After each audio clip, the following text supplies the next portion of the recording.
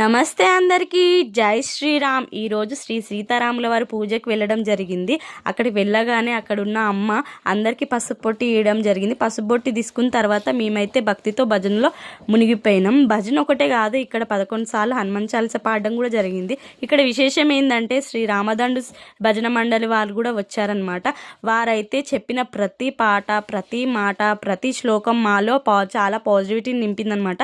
వారైతే నర్మదా నది నుంచి వాటర్ తీసుకొచ్చి అందరి మీద సంప్రోక్షం చేయించడం జరిగింది. ఇక్కడ అందరూ భక్తితో భజన చేస్తూ ఒక మాట చెప్పారు. వాళ్ళైతే అది చాలా నచ్చింది. అది లాస్ట్లో చెప్తా. స్వామివారికి నైవేద్యం పెట్టి హారతి ఇచ్చిన తర్వాత అందరూ తమ తమ మనసులో ఉన్న ప్రతి ఒక్క మాటని స్వామివారికి చెప్పి నమస్కరించుకోవడం జరిగింది. వాళ్ళు ఏం చెప్పారంటే, దేవుడు ఎక్కడో ఉండడు, ప్రజల మధ్య, వాళ్ళని స్మరించే ప్రజల మధ్య భక్తితో స్మరిస్తే వాళ్ళ మధ్య ఉంటారు, కొనియాడతారని చెప్పి మంచి మాట చెప్పారు. నాకైతే చాలా బాగా నచ్చింది. నిజమైన మాట చెప్పారు.